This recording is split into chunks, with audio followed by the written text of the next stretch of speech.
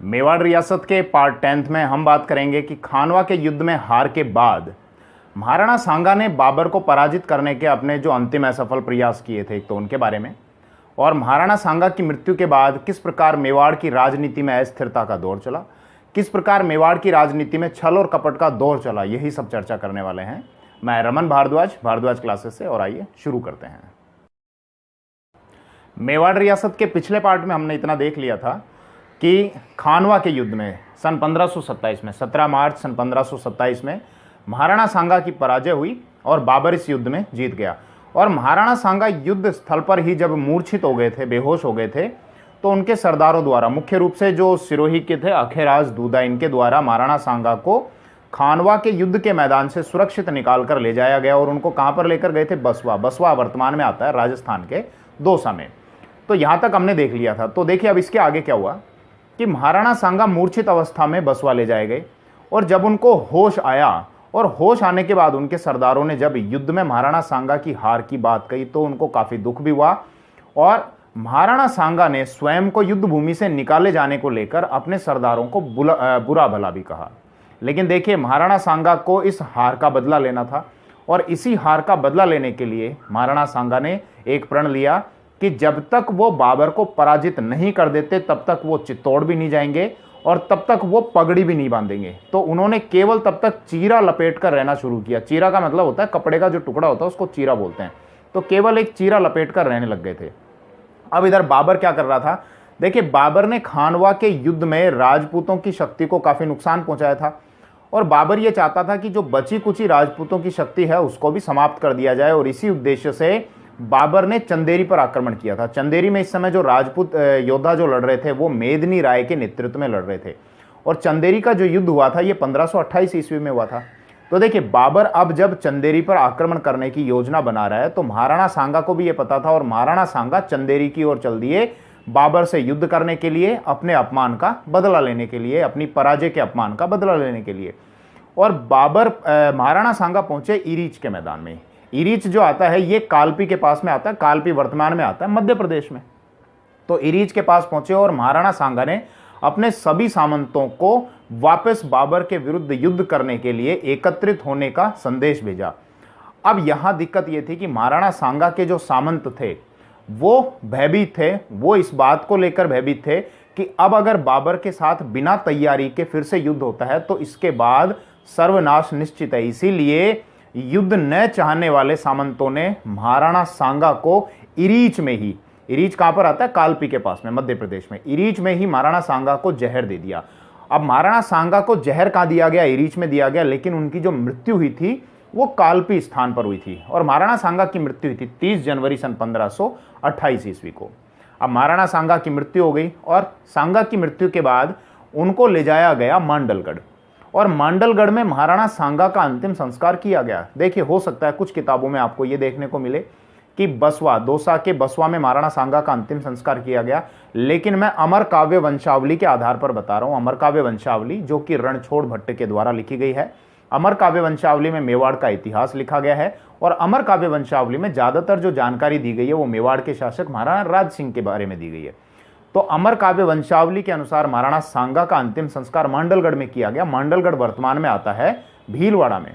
वैसे बसवा जो स्थान है, दौसा का बसवा, वहां पर भी महाराणा सांगा का एक स्मारक बना हुआ है। वो इसलिए बना हुआ है क्योंकि जब महाराणा सांगा का शव कालपी से मांडलगढ़ ले जाया जा रहा था तो कुछ समय के लिए उनका शव बसवा के, दौसा के बसवा में भी रखा गया था, इसीलिए वहां पर भी एक स्मारक बना हुआ है। अब महाराणा सांगा की इतनी सारी हमने बात कर ली, लेकिन फिर भी महाराणा सांगा के बाद मेवाड़ की राजनीति के नए दौर में प्रवेश करने से पहले एक बार मैं चाहता हूं कि महाराणा सांगा के संबंध में थोड़ी सी और बातों पर हम चर्चा कर लें। बाबर ने महाराणा सांगा के बारे में अपनी किताब तुजू के बाबरी में क्या लिखा है, महाराणा सांगा की क्या तारीफ की है, और महाराणा सांगा से संबंधित और छोटी छोटी बातें जो हमको जाननी चाहिए, ना केवल इसीलिए बल्कि कॉम्पिटिटिव एग्जाम्स में आती हैं, बल्कि इसलिए भी इससे हमारा ज्ञान बढ़ेगा। एक तो देखिए महाराणा सांगा के जो तारीफ है वो बाबर ने काफ़ी की अपनी किताब तुजू के बाबरी में। बाबर ने क्या लिखा है कि महाराणा सांगा अपनी तलवार और अपनी बहादुरी के जोर पर, अपनी बहादुरी के दम पर इतना शक्तिशाली हो गया था कि केवल दिल्ली या मालवा या गुजरात का कोई भी सुल्तान अकेले अपने दम पर, अकेला महाराणा सांगा को पराजित ही नहीं कर सकता था। फिर आगे तुजु के बाबरी में बाबर ने लिखा है कि महाराणा सांगा का जो राज्य था उसकी वार्षिक आय थी 10 करोड़। महाराणा सांगा की सेना में 1 लाख सैनिक हुआ करते थे और महाराणा सांगा के साथ में उच्च कोटि के राजा, 9 राव और 104 सरदार रहा करते थे। वैसे ये जो बात है 7 उच्च कोटि के राजा, 9 राव और 104 सरदार, ये कर्नल जेम्स टोड के द्वारा भी बताई गई है। मैं महाराणा सांगा द्वारा कही हुई एक बात की ओर चर्चा करता हूं। देखिए, महाराणा सांगा ने एक बार अपने सामंतों से ये कहा, जब उनके आंख, हाथ और पैर यानी खराब हो चुके थे, उनका अंग जो है वो क्षत विक्षित हो गया था, क्योंकि हमको पता है कि बचपन में उनके भाई, महाराणा सांगा के भाई पृथ्वीराज शिशोदिया ने, जिनको हम इतिहास में उड़ाना पृथ्वीराज के नाम से जानते हैं, उन्होंने महाराणा सांगा की आंख में तलवार मार दी थी, तो महाराणा सांगा की आंख चली गई थी। इसके अलावा खातोली का जो युद्ध लड़ा था महाराणा सांगा ने सन 1517 में, उस खातोली के युद्ध में महाराणा सांगा का बायां हाथ यानी कि लेफ्ट जो हाथ है वो चला गया था। और इसके अलावा महाराणा सांगा के घुटने पर तीर आकर लगा था पैर में, तो उनका एक पैर भी खराब हो गया था। तो खातोली के युद्ध में महाराणा सांगा का एक हाथ और एक पैर ये चला गया था। तो महाराणा सांगा ने अपने सामंतों से ये कहा था, अपने सरदारों से कहा था कि जिस प्रकार खंडित भगवान की, खंडित मूर्ति की पूजा नहीं की जाती है, उसी प्रकार मेरा शरीर भी क्या है, खंडित हो चुका है। इसीलिए अगर आप चाहें तो इस राजगद्दी पर, मेवाड़ की राजगद्दी पर मेरे अतिरिक्त किसी और को आप बैठा सकते हैं। तो महाराणा सांगा के ये कथन सुनकर उनके सरदार बड़े प्रसन्न हुए और उन्होंने ये कहा कि एक राजा का कभी भी युद्ध के मैदान में लड़ने से अगर उसका शरीर खंडित होता है तो इससे उसका गौरव ही बढ़ता है, इसीलिए आपको ही इस राज सिंहासन पर विराजना चाहिए। तो जहां एक और महाराणा सांगा ने मेवाड़ की शक्ति को बढ़ाया, महाराणा सांगा की एक प्रमुख उपलब्धि ये थी कि राजपूताना के जो राजपूत शासक थे वो आपसी वैमनस्य, आपसी दुश्मनी के कारण कभी भी एक झंडे के नीचे नहीं आ सके थे, लेकिन महाराणा सांगा ने इस असंभव कार्य को संभव कर दिया था। उन्होंने राजपूताना के सभी राजपूत शासकों को एक ही ध्वज के तले वो लेकर आ गए थे। ये उनकी बहुत विशाल उपलब्धि थी। उन्होंने मेवाड़ राज्य का काफी विस्तार कर दिया था। लेकिन अब जब महाराणा सांगा की मृत्यु हो गई तो उनकी मृत्यु के बाद देखिए मेवाड़ की राजनीति में एक अस्थिरता का दौर प्रारंभ हो गया। सांगा की मृत्यु के बाद 1528 से और 10 वर्ष के अंतराल में ही 3 शासक बदल गए थे, यानी कि जो उनके बाद के शासक है वो थोड़े थोड़े समय के लिए बनते जा रहे हैं। महाराणा सांगा के बाद मेवाड़ के अगले जो शासक बने थे वो उनके पुत्र थे रतन सिंह, जो 1528 से 1531 तक रहे। मैं अभी बता रहा हूं कि 3 कौन से शासक थे, किस प्रकार राजनीतिक अस्थिरता का दौर चल रहा है और किस प्रकार से अब आने वाले समय में छल कपट चलेगा, उस सभी की मैं चर्चा करूंगा।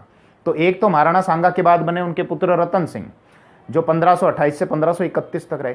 उसके बाद फिर उनके पुत्र बने विक्रमादित्य, जो 1531 से और 1536 तक रहे। कुछ किताबों में आपको 1535 तक भी दिया जा सकता है, लेकिन 1535 में विक्रमादित्य शासक के पद से हट गए थे और वापस पुणे शासक बन गए थे, तो 1536 तक रहे थे। और फिर 1536 से 1540 तक रहे थे बनवीर या वनवीर। तो देखिए, अब हम शुरुआत करते हैं, मेन टॉपिक की ओर बढ़ते हैं कि महाराणा सांगा की हो गई मृत्यु। और महाराणा सांगा की मृत्यु के बाद उनके जो बड़े पुत्र बचे हुए थे उनका नाम था रतन सिंह, और रतन सिंह को महाराणा सांगा ने अपना अगला उत्तराधिकारी घोषित कर दिया। देखिए, रतन सिंह से बड़े एक और पुत्र थे महाराणा सांगा के, जिनका नाम था भोजराज। ये भोजराज वही हैं जो मीराबाई के पति थे, लेकिन युद्ध में भोजराज की मृत्यु हो जाने के कारण अब जो बड़े पुत्र रह गए थे वो रतन सिंह रह गए थे, और रतन सिंह को मेवाड़ का अगला उत्तराधिकारी घोषित कर दिया गया। रतन सिंह की माता का नाम था धनबाई, जो कि जोधपुर की राजकुमारी थी। इसके अतिरिक्त देखो, महाराणा सांगा की एक और पत्नी थी जिनका नाम था कर्मावती या कर्णावती। उनके 2 पुत्र थे जो कि विक्रमादित्य और उदय सिंह थे। महाराणा सांगा की मृत्यु पर वो दोनों ही अल्पवयस्क थे, यानी कि वयस्क नहीं हुए थे। तो महाराणा सांगा ने अपनी पत्नी कर्मावती या कर्णावती और उनके पुत्रों विक्रमादित्य और उदय सिंह को रणथंबोर की जागीर दे दी। कर्णावती ने अपने प्रभाव के कारण महाराणा सांगा से अपने भाई सूरजमल हाड़ा सूरजमल को अपने पुत्रों का संरक्षक नियुक्त करवा लिया था। कर्णावती जो है ये बूंदी की राजकुमारी थी, बूंदी के जो शासक थे हाड़ा नरबद, उनकी पुत्री थी। अब यहीं से आपसी संघर्षों की शुरुआत होगी। देखो, कर्णावती और उनके पुत्रों को रणथंबोर की जागीर दे दी गई, लेकिन कर्णावती ने क्या किया, मेवाड़ राज्य को प्राप्त करने के लिए मेवाड़ के शासक रतन सिंह के विरुद्ध षड्यंत्र करना शुरू कर दिया था। और कर्णावती ने बाबर की सहायता मांगी। बाबर के समक्ष ये प्रस्ताव रखा कि आप रणथंबोर ले लीजिए, बदले में इसके आप मेवाड़ राज्य प्राप्त करने में मेरी सहायता कीजिए। लेकिन बाबर कर्मावती या कर्णावती की सहायता करता उससे पहले ही 26 दिसंबर 1530 ईस्वी को बाबर की मृत्यु हो गई। लेकिन फिर भी यहां मेवाड़ की राजनीति में एक छल कपट की शुरुआत तो हो चुकी थी। अब देखिए, इसके बाद क्या हुआ कि कर्णावती ने अपने भाई हाड़ा सूरजमल को अपने पुत्रों विक्रमादित्य और उदय सिंह का संरक्षक बनवा दिया था। अब हाड़ा सूरजमल और मेवाड़ के शासक रतन सिंह, ये दोनों आपस में वैमनस्य यानी आपस में दुश्मनी रखते थे। और इसी के कारण जब ये दोनों एक बार शिकार खेलने के लिए गए, हालांकि शिकार खेलने का तो बहाना था, लेकिन वास्तव में इन दोनों के मन में एक दूसरे की हत्या का प्रयास चल रहा था, एक दूसरे की हत्या का षड्यंत्र चल रहा था। तो जब शिकार खेलने गए तो वहां पर एक दूसरे से संघर्ष करते हुए दोनों ही मृत्यु को प्राप्त हुए। और 1531 में रतन सिंह की मृत्यु के बाद अगला जो शासक बना वो बना विक्रमादित्य। और विक्रमादित्य अल्पवयस्क था। थोड़ा सा रतन सिंह के बारे में यह भी समझ लेना कि मेवाड़ के इतिहास में एक और शासक हुए थे रतन सिंह, रावल रतन सिंह, जो सन 1303 ईस्वी में उस समय मेवाड़ का पहला शाखा हुआ था। तो उनको आप रावल रतन सिंह कहेंगे और ये महाराणा रतन सिंह है। या अगर आप उनको रतन सिंह फर्स्ट कहेंगे तो ये रतन सिंह सेकंड हो गए। ठीक है, रतन सिंह का अंत हो गया। रतन सिंह की मृत्यु के बाद सन 1531 से और 1536 ईस्वी तक विक्रमादित्य अगले शासक बने। देखिए, विक्रमादित्य एक तो अल्पवयस्क थे और दूसरा क्या है कि विक्रमादित्य में राज्य संचालन यानी एक शासक में, एक योद्धा में जो गुण होने चाहिए वो विक्रमादित्य में नहीं थे। इसीलिए मेवाड़ के जो सामंत हैं, जो सरदार हैं, वो विक्रमादित्य से नाराज रहते थे। अब यहां पर हाड़ा सूरजमल की भी जब मृत्यु हो चुकी थी तो विक्रमादित्य के संरक्षक के रूप में जो कार्य किया वो कर्मावती या कर्णावती ने किया। विक्रमादित्य में शासक के गुण न होने के कारण आसपास के अब जो राज्य हैं वो भी अपनी गिद्ध दृष्टि मेवाड़ राज्य की ओर लगाना शुरू कर देंगे। और इसी का कारण ये हुआ कि गुजरात का जो शासक था बहादुर शाह, उसने मेवाड़ पर आक्रमण कर दिया। 2 बार आक्रमण किया।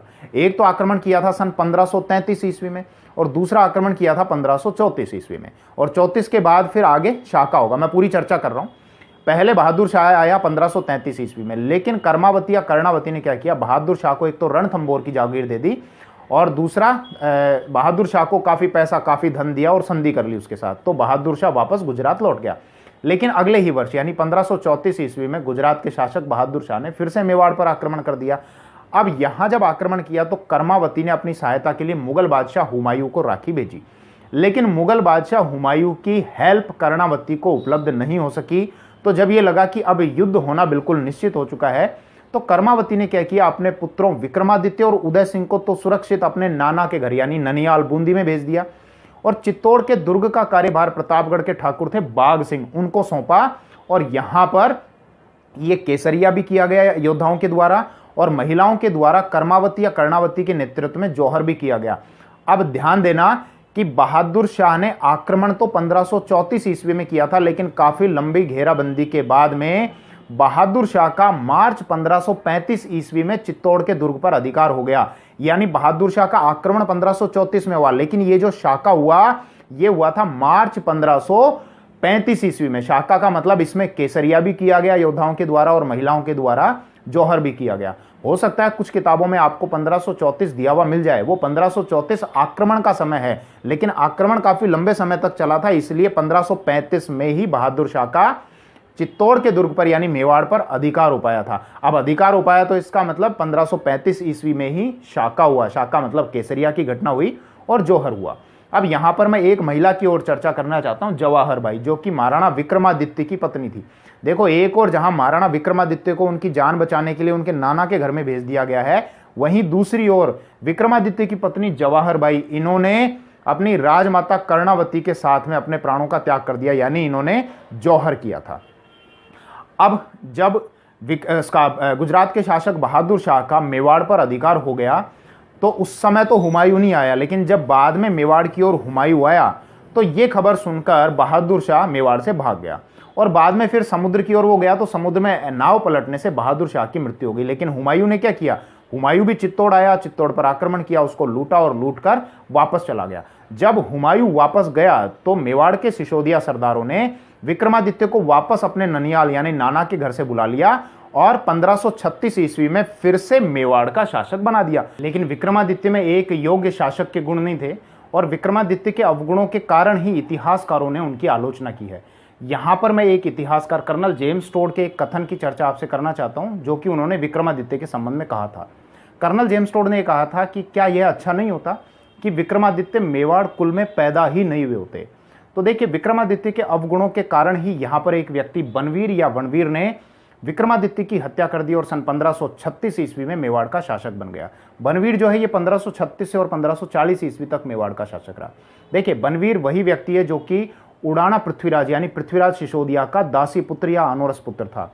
पृथ्वीराज सिसोदिया कौन थे? मेवाड़ रियासत के पिछले पार्ट में हम चर्चा कर चुके हैं कि पृथ्वीराज सिसोदिया महाराणा सांगा के भाई थे। पृथ्वीराज सिसोदिया ही वही व्यक्ति हैं जिन्होंने महाराणा सांगा की एक आंख तलवार से फोड़ दी थी और पृथ्वीराज सिसोदिया महाराणा रायमल के पुत्र थे। तो यहां पर पृथ्वीराज सिसोदिया के दासी पुत्र थे जिनका नाम था बनवीर या वनवीर। इन्होंने सन 1536 ईस्वी में विक्रमादित्य की हत्या कर दी और स्वयं मेवाड़ के शासक बन गए। अब देखिए, शासक बनने के बाद बनवीर के दिमाग में भी ये बात तो स्पष्ट है कि यदि लंबे समय तक मेवाड़ की सत्ता का सुख भोगना है, यदि राज सुख भोगना है, तो इसके लिए विक्रमादित्य के छोटे भाई उदय सिंह की भी हत्या करनी पड़ेगी, क्योंकि भविष्य में हो सकता है कि वो बनवीर के लिए समस्या पैदा करे। इसीलिए उदय सिंह की हत्या करने के लिए बनवीर उदय सिंह के कक्ष की ओर चल दिया।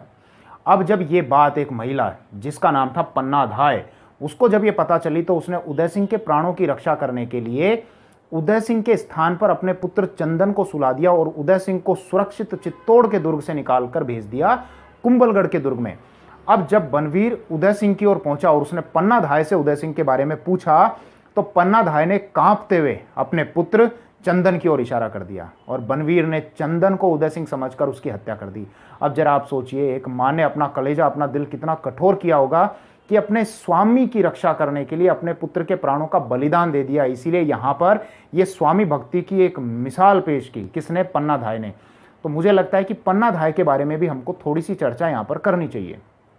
पन्नाधाय को कहा जाता है उदय सिंह की धाय मां। पन्नाधाय का जन्म हुआ था चित्तौड़ में, एक गांव आता है माता जी की पंडोली, वहां पर। पन्नाधाय के पिता का नाम था हरचंद हांकला और पन्नाधाय का विवाह हुआ था, यानी इनके पति का नाम था सूरजमल चौहान। तो पन्नाधाय ने उदय सिंह के प्राणों की रक्षा करके उसको सुरक्षित कुंभलगढ़ के दुर्ग में भेज दिया और वहां आशा देवपुरा के संरक्षण में, यानी उनकी देख रेख में उदय सिंह को रखा गया।